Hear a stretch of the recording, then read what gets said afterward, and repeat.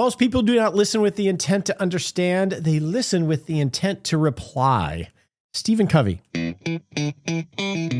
hey there. Welcome to the show dedicated to helping you not just survive retirement, but to have the confidence to lean in and rock it.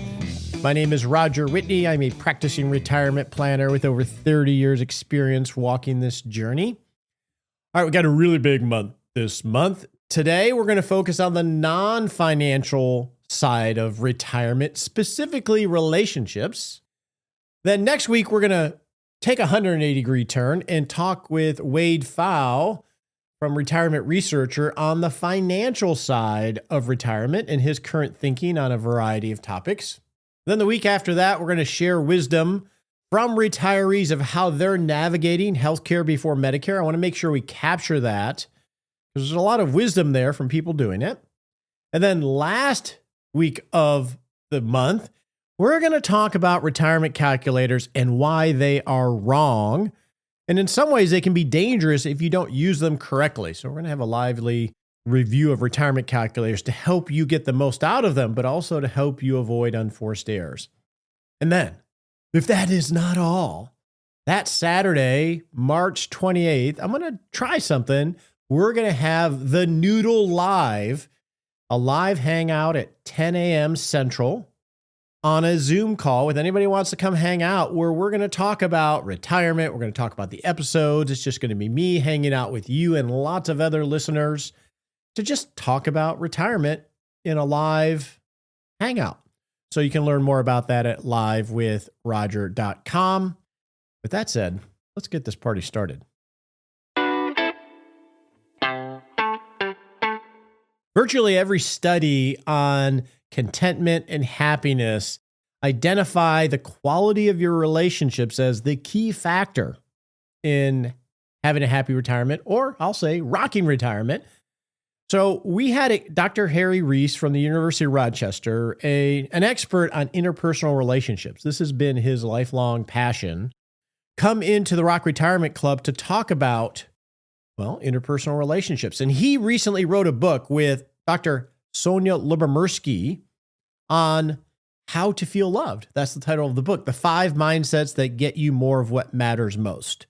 And how to feel loved feels like a touchy-feely title, and it is. But this conversation in the book is much more about what can you do at a practical level to bring your relationships deeper. It's a very practical book of what is the mindset of, they use the metaphor of a seesaw, to slowly learn more about the people you care about most and feel comfortable enough for them to learn more about you. So what you're going to hear is a conversation from a live meetup we had in the Rock Retirement Club where Dr. Harry Reis hung out with us. So let's go learn from Dr. Harry Reis on how to improve our skills in communication. Well, welcome everybody to having a special guest. Hey, Pete, how you doing? Pete is 16 days from retirement.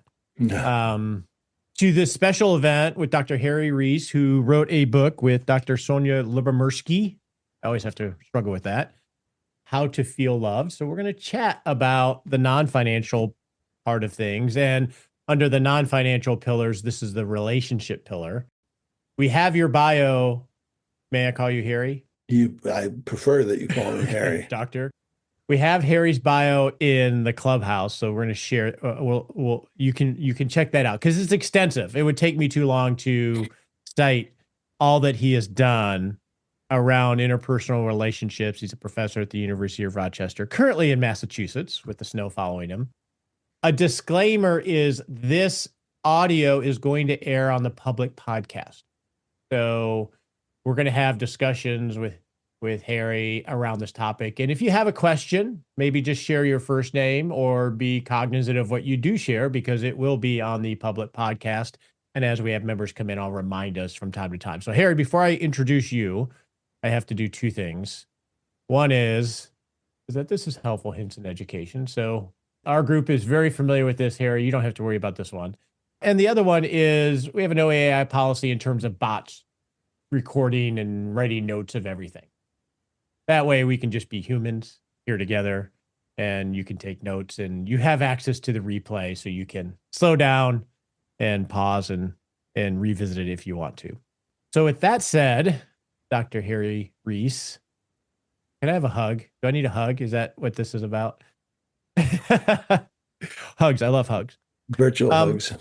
I would like to know what caused you to pull on this thread for decades on relationships and that ultimately led to this. Yeah, that that's a great question, and it's kind of an interesting story that kind of feeds on the sociology of science. I've been studying relationships since somewhere around 1982, and my co-author, Sonja Lyubomirsky, has been studying happiness since a little bit later than that. And we knew each other, but we weren't working in the same area. And so there's happiness researchers over there, and there's relationship researchers over here. And the happiness researchers will tell you that the number one thing that makes people happy is social relations, good social relations. But they can't tell you what it is about the social relations that makes people happy. And here's the relationship researchers, and they're telling you all these nuances about, what relationships are all about, but none of it ties into what makes people happy in the broader, more personal sense. And so there were these two silos of research that really didn't talk to each other very much. And Sonia and I were chatting at some conference or other, in the way colleagues always do. And at some point, there was just this, flash of lightning that went off in our head that says, we need to bring these two things together. And of course, it's like, you see in the movie sometimes, we should write a book. But it was literally like that. And, it all sort of kicked off from that conversation.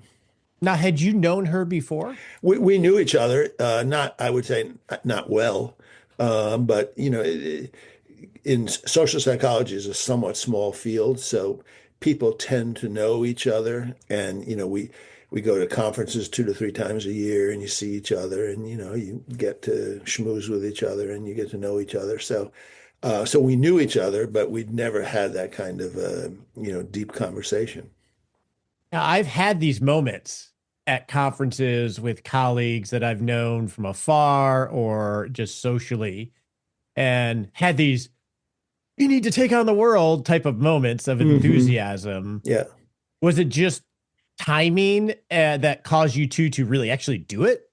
Well, yes and no, I would say. There's a definitive answer for you. I think we were both at the place in our professional lives where we were looking for something a little different. We were looking for something that was a little bit challenging. And Sonia has more experience than I do writing this kind of book. And I was sort of interested in getting that kind of experience. And so, the next morning we had another conversation. Do we really mean this?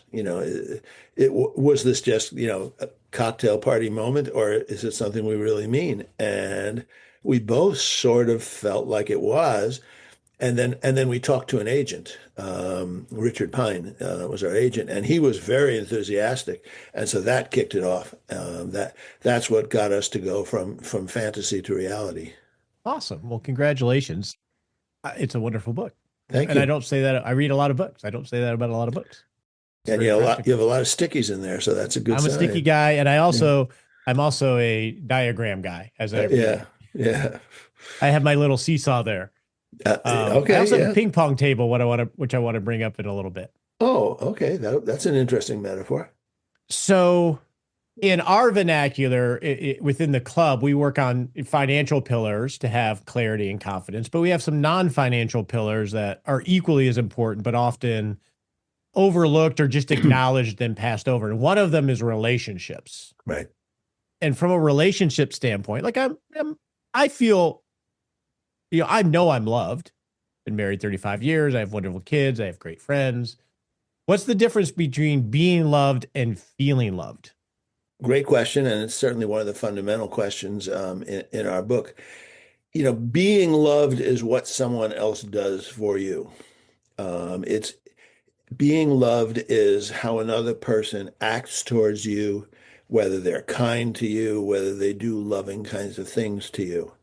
So it's something that's external to the person. Feeling loved is the internal sensation that you have of what gets in. And one of the things that sort of kicked off our conversations in the book is the idea that there's often a disconnect. The disconnect is between a partner who says, I love you and I'm trying to show you love, and the reception of it. Well, sometimes I feel it and sometimes I don't feel it. And it's that, it's a communication thing to some extent, but it's definitely something that goes on between two people. And I would imagine that it's important. If you don't feel it, you're still hollow.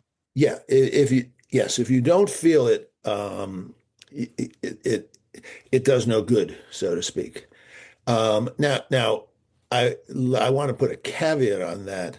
Sometimes people try to take that as an all or nothing kind of thing, and I don't think in all or nothing ways about any of this. It's a matter of degree. So I think there are going to be very few cases where a person is being loved in a very strong sense, and yet the person doesn't feel any of it. That's not what we're talking about. What we're talking about is the situation when a person is getting some love from the other person, but doesn't quite feel a lot of it. So there's a bit, we did a survey as part of our research for this book, and 70% of the people in our survey, and this is just a random sample of Americans, 70% said that they wished they were more loved or loved more often. So that's 70% of people saying they're not getting as much as they would like. Was that the one that you referenced on page 14, where it also talked about this sense of not feeling worthy of being loved? I don't remember what's on page 14 It was a in quote related to particular. that, but it was a quote about this survey, I think, Yes, about yeah, a lot of times we feel that we aren't worthy of it. yeah. Well, one of the things we did was we asked people to describe circumstances in which they did feel loved and circumstances in which they felt they were not as loved as they wished. And some people gave us very poignant descriptions of, conversations with their romantic partner where where they felt like their partner just wasn't getting it, where they felt like they just weren't seen as deeply as they wished. And I think, in reality, I think all of us can point to times when we didn't feel as loved as we wish we were. And that's the experience we wanted to talk about. We have a life lab, retirement life lab, where we explore these topics. And one of the motto of that lab, Harry, is don't talk about it, be about it. And, Yes, and that's one thing I like about your book. It's not just academically talking about this topic. It's like, oh, how do I actually do this? right, 'Cause that's where the rubber meets the road for an individual. right. Well, let me take that a step further, actually, Okay. and say that one of the things we tried to do in our book was not put this in the head of the person, but rather to put it as something actionable. That here are things you can do in your ordinary life. None of the things we talk about are difficult. I mean, to do them perfectly, of course, is very difficult, but every one of us can do a little more of each of these things. And it doesn't take a rocket scientist to up your level of sharing, to up your level of listening. And doing that, it may not make your life perfect. No one's talking about that, but it can make it a little bit better. And so we're talking about making these things actionable in a way that you can, the book came out, on Tuesday of last week, and we've already gotten emails from people who said, I tried it tonight and it was great. You can try these things in a relatively easy way as long as you're willing to put in the effort and the risk. So before we get to the practical things to do, I want to cover first, what are the stakes? What's at stake practically if you're Mhm. not feeling loved and seen? Well, the stakes of not feeling loved in the profound and chronic sense are huge. Now, let me be clear. I'm not talking about, not feeling loved tonight. Everybody feels loved or not loved, to varying degrees at different times. So now I'm talking about chronically and strongly not feeling loved. Stakes of that are enormous. I'm sure that everyone who's on this Zoom has heard of the loneliness epidemic. It's very clear that in the Western world, loneliness has been growing for the past 2 or 3 decades. And the research on the consequences of this loneliness epidemic are really remarkable. And there's very good research on this. People who are chronically lonely get sick more often. They don't work as well. If they're in school, they do more poorly. And the most striking result is that they're more likely to die early. And I'm not just talking about suicides. I'm talking about getting chronic illnesses and dying from them. So it's really remarkable. Now, the question is, what's loneliness about? And we believe that loneliness is about not feeling loved. Loneliness is related to solitude and being alone, but it's very clear to loneliness researchers that it's not just talking about other people not being around, it's feeling not connected to other people. And that feeling of connection and belonging is at its heart very similar to the feeling of not being loved by the people in your life. Would parts of that be you use belonging, not feeling Yes. like you belong or being seen, or parts of that? One of the key questions in the standard questionnaires about loneliness is there is no one who I am special to. The not belonging is I don't feel a sense of connection. There aren't people I can be close to, and I don't feel loved by the people around me. Yeah, and the studies I've seen, especially with 60 and older, this Yes. is definitely a big deal. Yes. Well, people who are 60 and older face unique challenges in this regard. Yeah. I mean, all of you know this.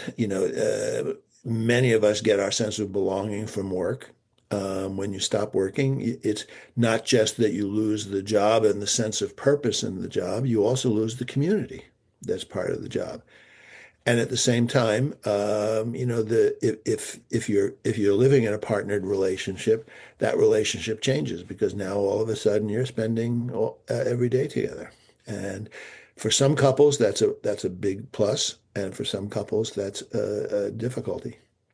So that's what's at stake, and there's a lot of science around that.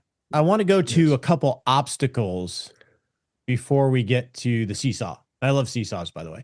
I use them Okay. in different forms, and I'm thinking of common beliefs about feeling loved, and some of the obstacles are of connecting what it takes to be loved to. Sometimes we have misconceptions about that, Right. right? And I'm looking at sort of the if only syndrome.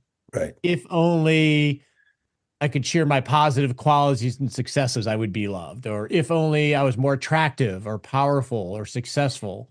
If only I could hide my shortcomings, Right. I would feel loved. I think a Right. lot of these we get trapped in.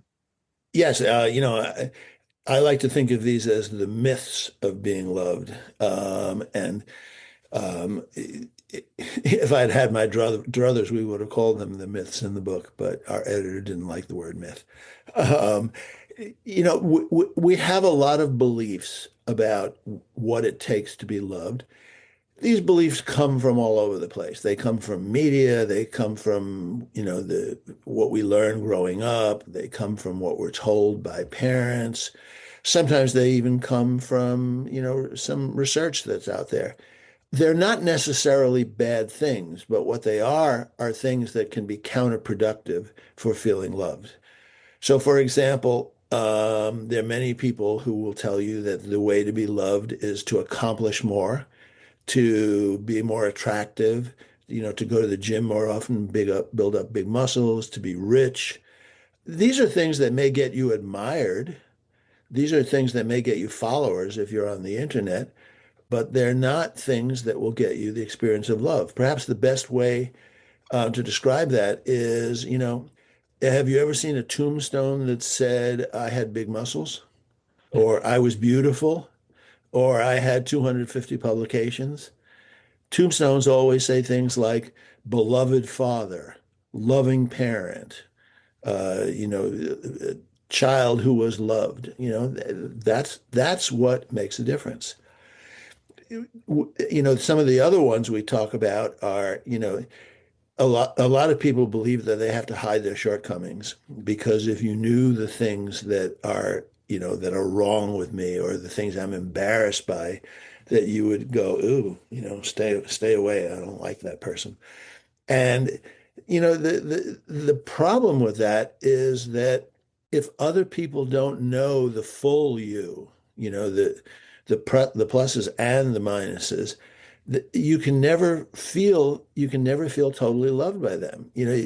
If all they know is your strengths, there's this lurking thought in the back of your head, yeah, but if they found out that I did these terrible things when I was in my 20s, that they wouldn't love me. And so there's always that hesitancy. There's always that, I can't let you know this kind of thing about me. And one of the points we try to make in the book is that you can only feel truly and fully loved for who you are as a person if people know, know the full you, warts and all.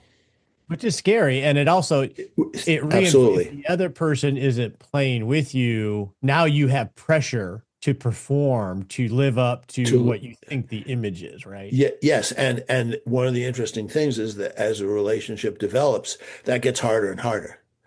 If you've created this illusion, then all of a sudden you have to keep doing that. You have to keep being that way, and often that can be hard to live up to. In the realm of work, there's a similar idea in something that's called the imposter phenomenon. People who get jobs and perhaps, do well at first, and because they have some skill, but deep inside, they have this feeling, if my colleagues and coworkers find out that I'm not really that smart or I'm not really that talented or I can't really, do the job as well as I'm describing, they're going to fire me and I'm going to be caught. That's And a lot as of a pressure. result, it's a lot of pressure and you keep hiding and, it ends up worse. Um, I wonder if some of that comes from, like, you think of work environment, the things that I'm guessing make you feel truly loved are hard to put on a spreadsheet. You can't quantify them, you can't track them. It's it's Hmm. much more of this fluid thing, and that's uncomfortable. I'd rather have a spreadsheet, just like in performance tracking. Well, we have to track it, we have to quantify it, and it. Well, I can track followers, I can track Hmm. success and Right. income and all that. Right.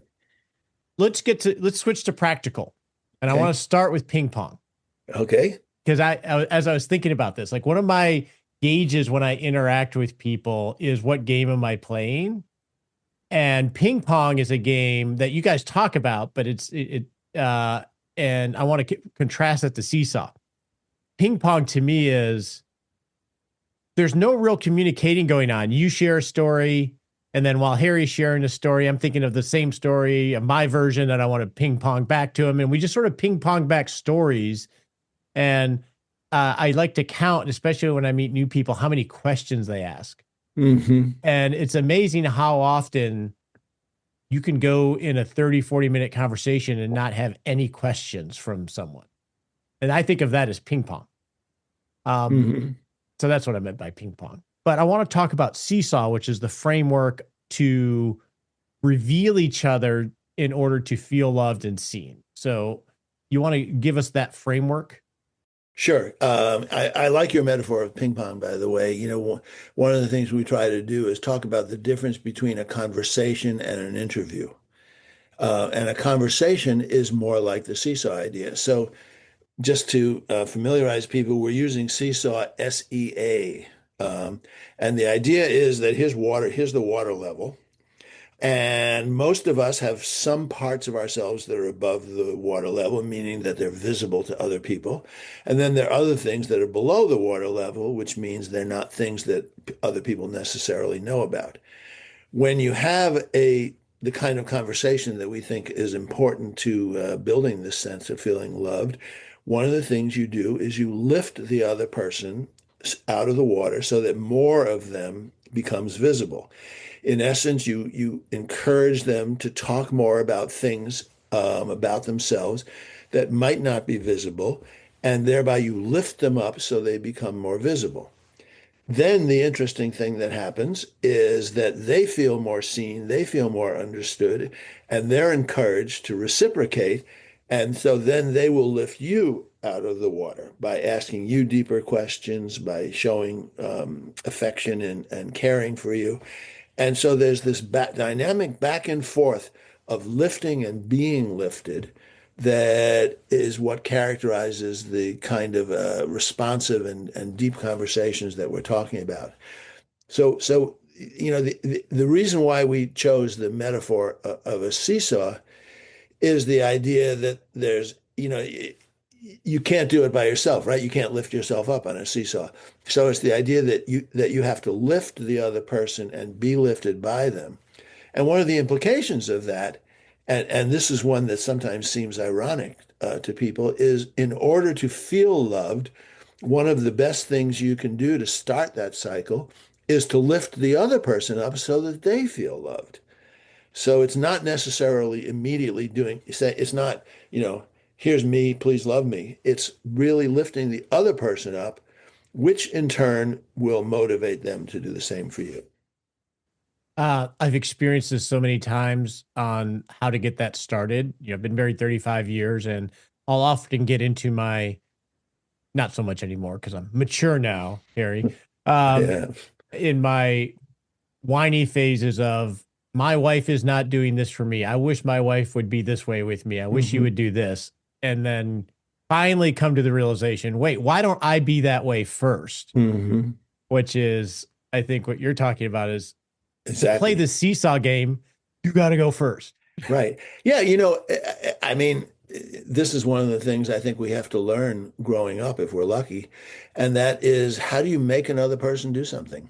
That's extraordinarily difficult, but you can do something yourself rather easily, so you have to start the cycle.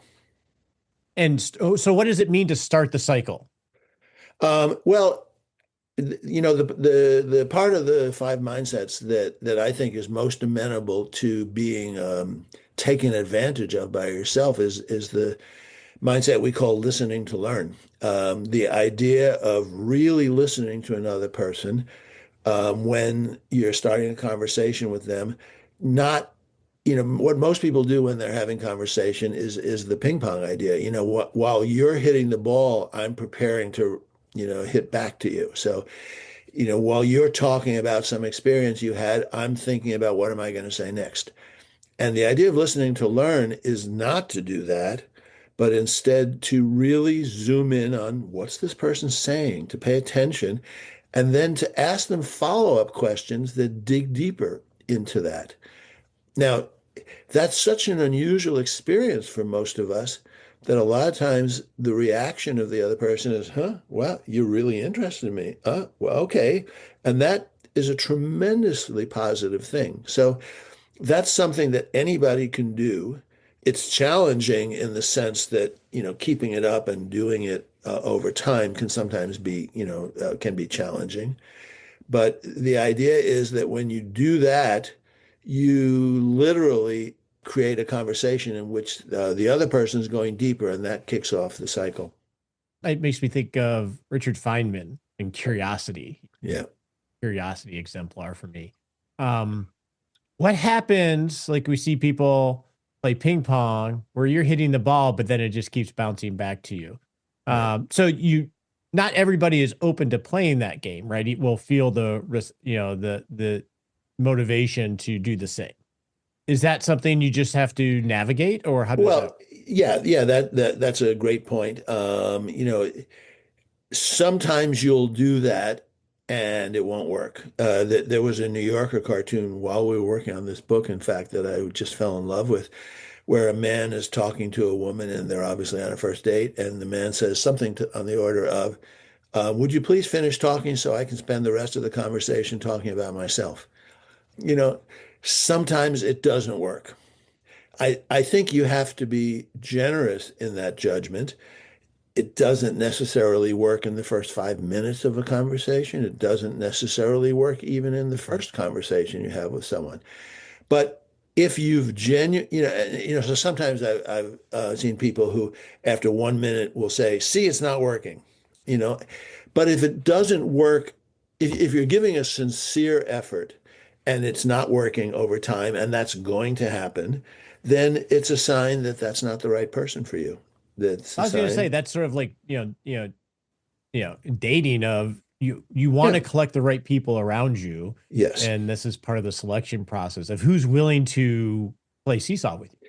And that's the whole idea about why in another part of my professional life, I've been writing critiques of a lot of the online dating sites. And the bottom line on what we know about those sites is that knowing whether you're compatible with another person from a questionnaire is fundamentally impossible. Beyond a few obvious things like are they a smoker and, does religion matter to them? Those are kind of obvious. But beyond that, the only way you know is by having a conversation with the person and seeing if you can create that kind of back and forth cycle of chemistry. Because when it works, you know it, you feel it. Time goes by and you don't even realize time is going by, and the conversation is fluid. And often it doesn't work. And if it doesn't work, that's fine. It's not going to work with everybody. Then you move on to others. Because there are, plenty of people that it will work. So one mindset to work on is listening to learn, which is that focused attention, Right, not thinking of the volley, but oh, tell me more about that. And right, trying to lift them up to help yeah, them learn more about them. right. What would be the second mindset? Well, the second mindset that's very closely linked to that one is the curiosity, what we call radical curiosity. The idea of radical curiosity is not just doing listening to learn because you've read in a book that you're supposed to do listening to learn, but to actually be genuinely interested in the other person. People are fascinating, and being genuinely curious about another person, so that you really want to know more about what they're like, is really important. And it's not about faking curiosity, although faking curiosity is something that some people are good at, and if you can do that, okay. But it's about it's about energy and enthusiasm. It's about not just sort of sitting there and, oh, tell me more. It's about, that's really interesting. I'd like to know more about that. Or, I've never been in a carpentry shop. What does a carpentry shop look like? And it's being genuinely curious. When you do that, other people notice when you do that. People light up if you have People light something that up. they're excited Absolutely. about. Yeah. If you go back in time to the 1930s, Dale Carnegie wrote this wonderful book, How to Win Friends and Influence People. I believe it's the second best-selling book of all time. And it's still quite a bestseller. If you read the book and you read the various rules he talks about, they all boil down to show interest in the other person and make it obvious. I want to share this. And I actually struggle with this. I think I'm a relatively curious dude, but I walk around and I think society promotes this. Mhm. Of this comes from Ted Lasso. I don't know Yeah, if you yeah, watched yeah. that or not. I love Ted Lasso. It's Yeah. so easy to walk Yes. around and just being judgmental about everything you hear Right. rather Right. than, what's Right. going on there? Well, that's Uh, another one of our mindsets. all right, well, let's go there. We have another mindset, and this is the one that's a little tricky to describe. We call it multiplicity, and it's the idea that everybody has multiple sides, some of which are positive and good, and some of which are, let's say, less desirable. There's a quote I really like from Brian Stevenson, who is the director of the Equal Justice Initiative. And what he says is nobody is as bad as the worst thing they've ever done. And the idea is that we all have positive sides and we have negative sides. And when somebody does something that is embarrassing, undesirable, maybe even dangerous, it's important to think about, well, why did they do that? and to not necessarily be judgmental about. Maybe they had a reason to do that. Maybe something went on in their life that made them do that. This doesn't mean to condone any kinds of bad behavior. If somebody does something horribly violent, that doesn't mean we want to condone that kind of thing. But I think one of the tricks, though, is to think about is the behavior that's bad is not necessarily the person that's bad. Would you agree with that with like someone insulting you and or without intention or Yeah, and let me say that this is not always an easy thing to do. yeah. If somebody were to insult me, my first impulse would be probably to think that they're a terrible person. Um, One of the things that Sonia and I did when we were writing this book is that we visited with the Dalai Lama in India. This was a year ago, April, and one of the things he said is that you should love everybody as if they were your mother. And someone asked him about that, and asked does he love the Chinese because the Chinese have done terrible things to the Tibetans, and he said yes, he tries to love them.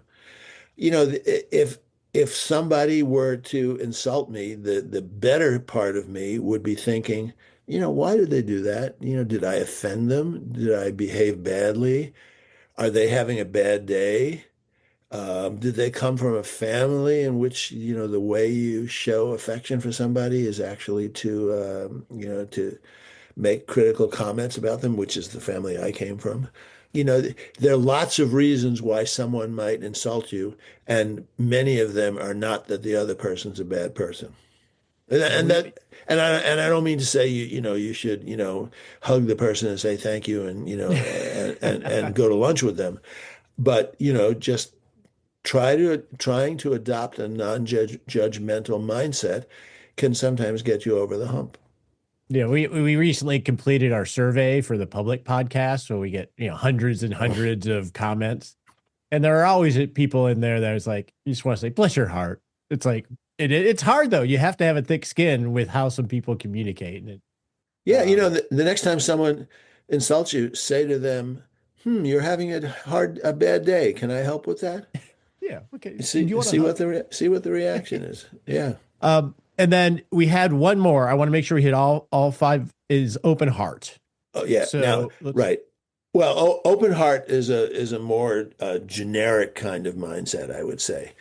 What open heart is about is the idea of simply having compassion towards other people.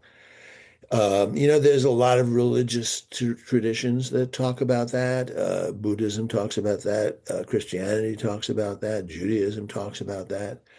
And the idea simply is to approach other people with a compassionate mindset, with the idea of trying to help them and doing little acts of kindness.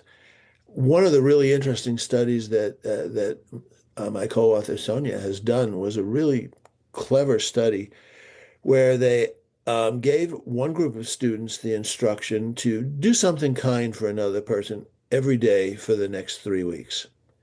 And that didn't mean, major kind of things. It meant things like hold the door open for somebody,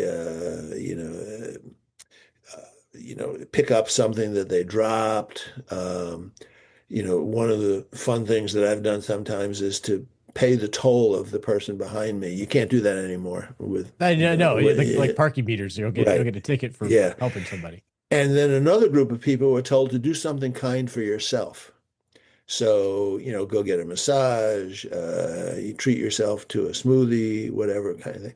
The fascinating thing is that at the end of the study, when she asked people how they were doing, how happy they were, what their, life satisfaction was, the people who did something nice for other people were happier than the people who had done things for themselves.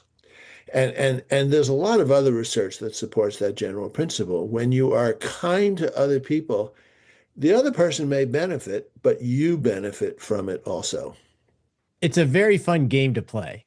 It's a tremendously fun game to play. One of the versions of that game that I play with the students in my class is that I always do this around Thanksgiving, is that I ask them to write a gratitude letter to somebody, a teacher, a relative, whatever. And the fascinating thing is that, when Thanksgiving's come and gone, and I ask them, about the letter, the vast majority of them haven't done it. And you ask them why. And, oh, it felt embarrassing. It made them feel too vulnerable. They thought they would look silly. And then you talk to the students who did do it, and they all talk about what a wonderful experience it was. And they all talk about how great it was, how happy the other person was to get it. So it's when people do that, it's a uniquely positive experience, and yet people are so reluctant to do it. So practically speaking, we have this water that hides, like an iceberg, most of us. Right. And the goal is to go first and be generally curious in order to learn with some level of empathy, which lifts the other person up and helps reveal more of that person. And I'm assuming this is very gradual at first. And then over Yes. time, as you build intimacy, it gets, you reveal more and more because we feel safe and we feel loved. And that's essentially what we're talking about, is how do we begin this game? Because we're all sitting here with our masks on. And how do we Right. begin? By going Right. first and then going Right. back and forth. Right. No, nobody's suggesting that you should, plunge right into deep levels of intimacy in the first 5 minutes you've talking to somebody. Perhaps you've even had that experience, and the first reaction is, it's not comfortable. We're talking about a gradual process. Sometimes it unfolds relatively quickly with another person. There's this instant chemistry, and you go deep remarkably fast. That's not typical, though. The more typical thing is that this will unfold over time, over days, over weeks, sometimes even longer periods than that. That it's more graduated. And as we're playing this game with, say, our spouse or our friends or with people we meet, it's a trial and error process. I would imagine, Harry, Yes, that all of us have different levels of capacity for what we want to be vulnerable to. Some yes, people want to play like this, and other people are more. So we have to yes. respect where their boundaries are, even if it's a intimate, like, spouse. Well, and yes, I agree totally. And more than even respect, I would say it's a matter of finding someone who's reasonably compatible with oneself on that. The compatibility that comes from that conversation is real, and important. There's some people for whom the risk really feels pretty bad, and they want to go kind of slowly about it. And then there are other people who just plunge right in. So I think there is some matching in that. Okay. I have one last comment that you can agree or not agree with, and then let's open it up to some questions and some discussion. Is reminding ourselves of the intent of this whole, why this is important, and the intent of this is, by doing this, it will help us feel more seen and loved, which will help us create a more fulfilling life for ourselves, which will help us look back on our life with less regret. Is that reasonable to And, say? and it's totally reasonable. And I would add the word happy in there, that we will be happier with our lives. The looking back on your life is kind of interesting. There's a saying I love, which is that nobody on their deathbed ever said they should have spent more time at the office. Or think of the movie Citizen Kane. The last scene about the sled burning. Yeah, I forgot the name of the sled now. Rosebud. There Rosebud. is a rose. Rosebud, yeah, Nicole would know. Rosebud, yeah. Here was this guy who was incredibly successful, and yet he was yearning for the kind of love that he had with his mother.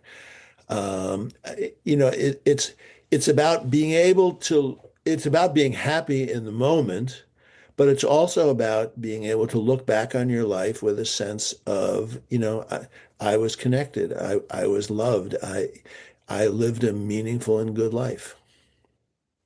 Let's open it up to questions. There's some comments in there, and recall this is going to be on the public podcast. So if you share your name, give me an alias, or just share your first name if you don't want your whole name out there. And now I'm going to ask. The first comment was related to love languages by Kay. Yes. Do you want to share that verbally, or do you want me to just read it? I guess you'd have to verbally tell me that, or you could type it in. You can go ahead and read it. That works. Okay. Yeah. How important are love languages, when we speak different dialects of what we mean by in communication? Okay, here's where I have to put on my scientist hat. The idea of love languages sounds really good, and there's really not much empirical support for it. Now, here's what I mean by that. The fundamental premise behind the love languages movement is that if you find someone who's compatible with you in your preferred love language, you're going to be doing better. You will have a happier relationship. It's safe to say there's no evidence for that whatsoever. Furthermore, there's no evidence that people's preferences even break down in the way that the love languages idea speaks. For example, one of the things that the Chapman's book says is that if you find someone who matches your love language, you'll be happier. But in fact, what the research shows is that two of the love languages, quality time and words of affirmation, make everybody happier. Doesn't matter which you say your love language is, when you get those two, you're happier. Now, and furthermore, there aren't 5 love languages, there are 150 love languages. There are many ways that people can show love for each other. Now, having said that, let me say the one thing that I think is useful about it is that it can be the basis of a conversation. The conversation can be about, here's what I need from you. Here's what will make this relationship meaningful. So if you were to say, I really need to hear that you think I look beautiful. Having a conversation about that can often be good, because then the partner knows what you need and the partner can do those things. It doesn't have to be the partner's love language. It simply can be a behavior that the person does. So as a conversation starter, I think it's perfectly useful. And, like any conversation in a relationship, you have to talk about what you need from the relationship. But the idea that you should be searching for someone whose love language is the same as yours is simply not true. May I respond? Sure. So I should have not used quotes and understood that I'm speaking to an author and a scientist when I put that in there. So thank you for the insights. I think largely what I was speaking to is understanding and communicating how somebody shows their love and really being receptive to that on a very, very basic level, not necessarily ascribing it to the air quotes love language and the love language book. I think it's just important to understand, some people show their love in different ways, and you have to be receptive and aware. Yeah, I totally agree with that. There's the two sides of that are really kind of interesting. One is that you have to understand how someone is showing love, but the other side of it is that the person has to be receptive to what you need them to show. So, perhaps I'm somebody who isn't particularly good at words of affirmation. But if my partner tells me that she needs that, or that that's important to her, then I need to learn to do that kind of thing. So it's a two-way street in the communication. And I certainly would endorse that idea. I think a practical example I was thinking of was my father-in-law, who has passed, was not a very emotionally evolved. And it was very difficult to have a relationship with him at times. And one aha moment was he showed love by fixing things. He would always come over at my house and fix things. And I felt like, oh, I got to go help. And I finally realized, no, I don't even need to help. He just wants to do this because this is how he shows love. and how he receives love, at least this is the way our relationship worked, was I realized he shows love by fixing things. And the way he needs to receive love is that I have to always compliment about how he fixed it. And you could see that was his affirmation for himself. And I think just paying attention to how somebody, I don't know if there's no science in that, Harry, but it worked for me. Anyone else have a comment or a thought related to this topic? Which is, I always worry about these I don't worry about these topics, but in retirement planning, they get put on the side shelf as touchy-feely. There's no spreadsheet involved, which is just total BS to me, because this is just what life is, and this is where it's most important. Anyone else have a comment or a thought around this topic that they want to share or ask? This is the Bueller moment. Roger, this is Laura. I do have maybe a comment and then also maybe a request for tips, I'd say. But with regards to trying to make connections within friendships, quite often there's a lot of people you might talk to, and I think Harry's alluded to that. There's a lot of talk from the other person, and sometimes you feel like you don't ever have the opportunity to interject in the conversation, and you keep waiting for that moment and it doesn't happen. You're listening to what they're saying. You want to ask them questions, but there doesn't ever seem to be an opportunity, or you try to ask them questions and then they just want to keep talking. So I find that very common for both my husband and I when we're in social situations. So I'm just wondering if there's any tips for trying to make better connections with those people. Well, that's a great question, and that's certainly happened to me also. So I know what you're talking about, Laura. I would say that one thing you can do to see if it works is to literally interrupt and say, "Well, hold on a second. I want to ask you more about that." And to see if they respond to that. But, to some extent, it may be the kind of thing that I was mentioning before, is that it may be someone who just isn't willing to play on the seesaw with you. That all they want to do is be lifted, and they want to be the focus of attention. They want to be the centerpiece of it. And if that's the case, then it may be, well, this isn't somebody I want to play with. Imagine yourself in a playground with somebody who is on a seesaw and just wants to be up in the air. They don't want to pick you up in the air. But I think, sometimes a well-placed interruption, you can say, "Oh, let me tell you about my experience like that." So you can, be a little more assertive about it and see if they take the bait. I wonder if part of that too is, I'm going back to those myths, or if only if I was this, is I wonder if some people that we interact with, they're been playing the game of showing them their best selves, or the success will make me liked. Right. So they're ingrained in playing a game, and they I no doubt want to feel loved, but they think they're so ingrained in a game that they can't get out of, or it's hard to get them to get out of. Yeah, sometimes, there's an old book called Games People Play that talks about interactions as this kind of game-like back and forth. And, I think if people are approaching their conversations with that mindset, it's unlikely that you'll form a deep connection, because they're busy trying to impress you. One comment when we were talking about insults that was shared was, it's good to have little phrases that you can pull on, like and someone that didn't feel so good. Was that your intent? That's a great one. Yeah. That could go anywhere, but I think that would be nice. Yeah. Yeah, it could go anywhere, couldn't it? Yeah. I'll remember that one. And I was thinking on the open heart one of, the one difficulty in having empathy and seeing different parts of things. Sometimes you get pulled into the boat of other people's stuff.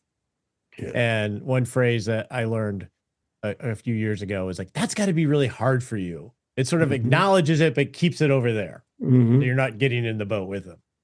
Right. Yeah. Certainly if somebody's experiencing some difficulty, the last thing you want to do is get over involved. And often, when someone's telling you about their experiences, they're not looking for that. They're simply looking, to be heard, to be seen. Harry, I appreciate you playing a little bit of seesaw. I've learned a little bit about you as I've asked you questions. Okay. In this format, it's not meant to be both ways, so I don't feel slighted. This is an important topic, and it's just practical. This is just practical of how to feel more love so you can be happier and create a great retirement. Thank you so much for your research, and I'm so glad that you and Sonja had that moment at your conference. Well, thank you. I've enjoyed chatting with you and your listeners. The book is How to Feel Loved. We'll have links to it for the podcast people in the Noodle.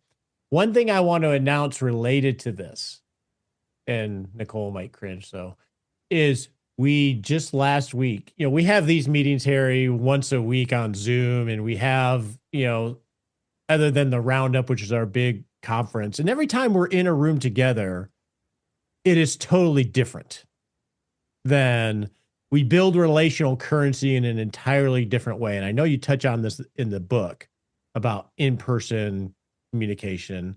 I don't know if you have any thoughts on that. I'm not sure what you're asking me. Well, we're always on Zoom together, but when we're in a room together, right, or face to face, it's always much more impactful.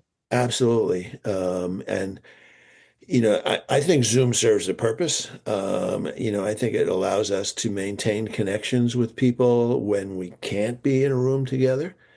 But, if Zoom were all there was, our lives would be quite impoverished.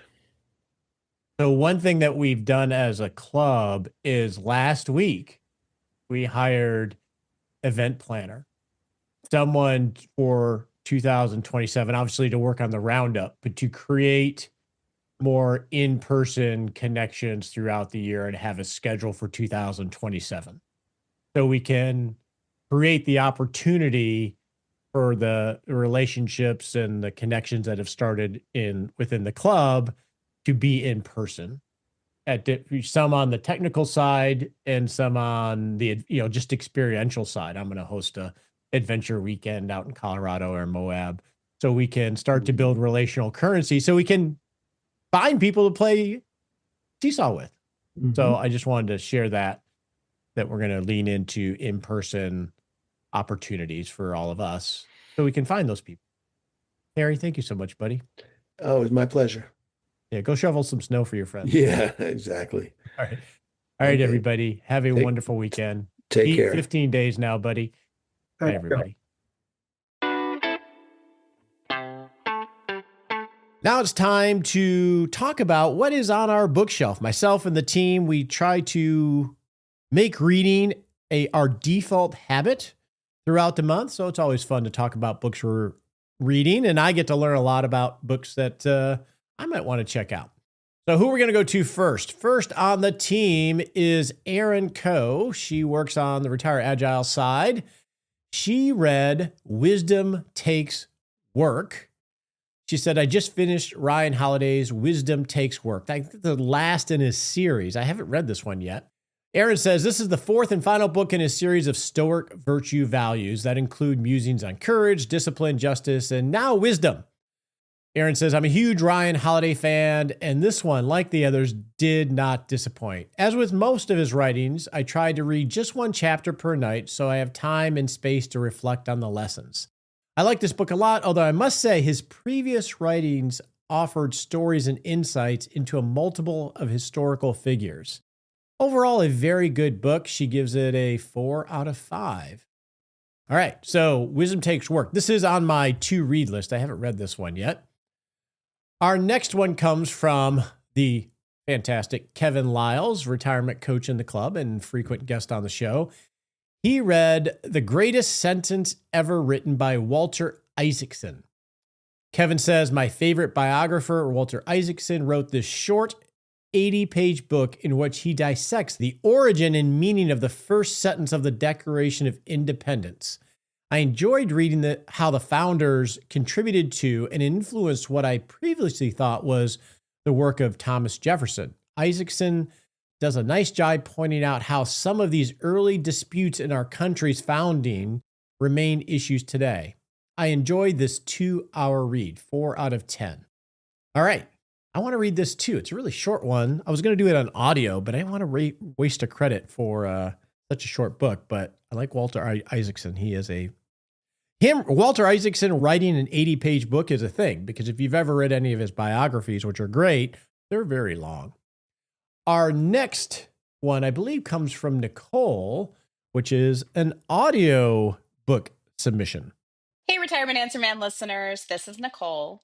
I have been reading the Murderbot Diaries by Martha Wells. I finished the first 3. I'm on the 4th. They are really quick reads. Murderbot is a rogue security robot who is very antisocial, but also loves people. So it's kind of a great mix of comedy and action. They're really easy to read. There is an Apple TV show that I watched the first season of with my husband. So that's kind of a nice way that we can share the same experience with a story, even though he's not a reader. So I love being able to do that with him. I would say if you're looking for something fun and fast, it's a great series to take on, and I'll give it 4 stars.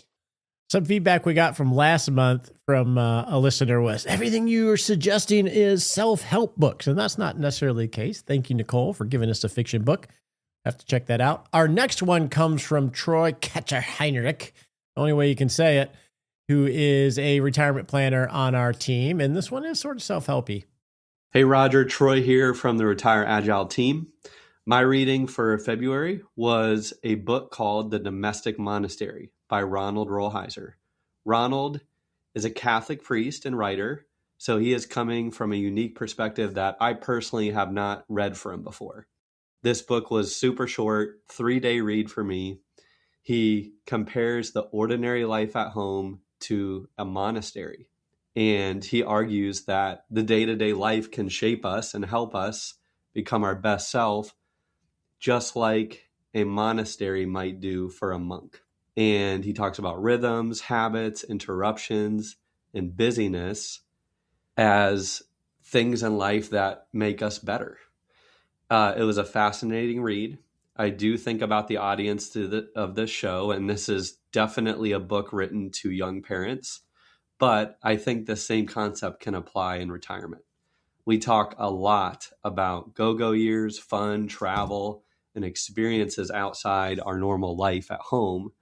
But there is a lot of enrichment we can receive from the ordinary life at home. So perhaps there's a sweet spot between life at home and retirement and adventure in retirement. So great book, unique perspective, and a very quick read. I love that perspective, Troy, on the ordinary life can be extraordinary. It doesn't have to be all this go-go stuff sometimes. Maybe we promote too much. One thing he pointed out, he said it was related to more to a younger audience. One thing that I have discovered, and maybe you have as well, as that's okay. Because I read almost every book from a retirement perspective because I'm thinking about that for you and clients and others. And I connect dots that aren't really intended by the author. So I think that's a helpful thing to do. All right. Our next is from Susan, coach in the Rock Retirement Club. She just read My Mother's Money by Mary Beth Pinsker. We actually had Mary Beth in the club as a meetup. And here's Susan's comments. Hearing Mary Beth Pinsker discuss the challenges she faced dealing with her mother's finances through illness and after death was eye-opening. She is a personal financial expert, yet still ran into significant unexpected issues. My parents are both deceased, and I'm using this book to help me ensure I can do what I can do to help my daughters avoid the issues the author encountered.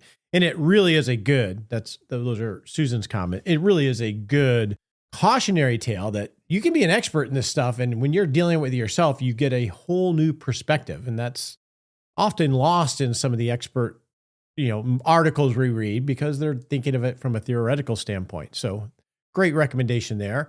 As for myself, what did I read in February? I read Dan Brown's The Lost Symbol, I believe is his newest book. Great book. I really enjoyed it. I haven't read Dan Brown in a while. I like the historical nature of it, and a lot of things factual are included in it, even though it's a fictional book. He's the author of The Da Vinci Code, which was probably his most popular book and a great movie with Tom Hanks. I enjoyed that. I went on to read the book just prior to that, and I'll be honest with you, I found it a little bit formulaic. Maybe I need to read them, space them out a little bit. I also read The Sun Also Rises by Hemingway.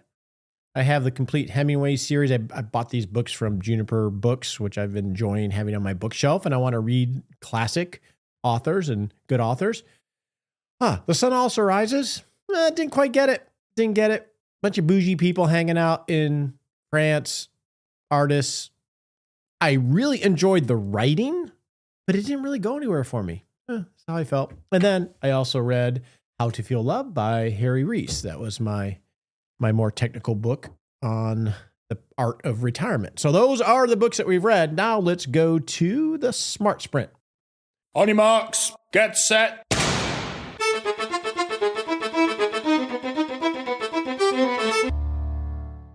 Now it's time to set a little step you can take in the next 7 days to not just rock retirement, but rock life. All right, in the next 7 days, just an easy challenge. You're going to have lots of conversations with family and friends and maybe people out and about. In practice, a conversation where you are listening intently and being generally curious and maybe asking more questions than you're sharing. And just learn a story or an aspect of someone by giving them space. And practice this seesaw rhythm that Harry's talked about. It's a fun exercise, to be honest with you. I've done it before. It's really fun and fascinating. It makes life a game when you're really curious about other people. All right, if you have not signed up for the Noodle, our weekly email, you can go to thenoodle.me and just type in your name and email, and we'll send you a weekly summary of the show and also some exclusive content, including links to a lot of the things that we mention on the show. And the cool thing is if you hit reply to that, well, I don't know if it's cool, maybe not. If you hit reply to that, that email goes directly back to me. So you can tell me something, you can ask a question, we'll try to get it on the show. It's a great way to start to build some two-way conversations. And of course, you'll learn about how to register to hang out with the live Noodle later this month. The opinions voiced in this podcast are for general information only and not intended to provide specific advice or recommendations for any individual. All performance reference is historical and does not guarantee future results. All indices are unmanaged and cannot be invested in directly. Make sure you consult your legal, tax, or financial advisor before making any decisions. This podcast may include testimonials and/or endorsements.